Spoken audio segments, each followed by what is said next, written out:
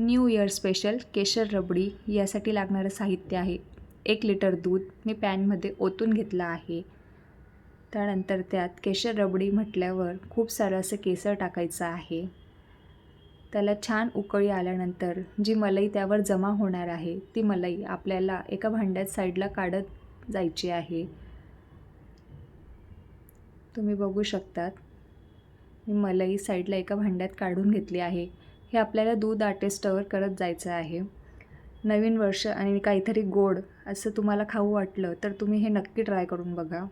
तुम्ही बघू शकतात जसं जसं मलाई जमा होते मी तसं ते साईडला काढून घेत आहे.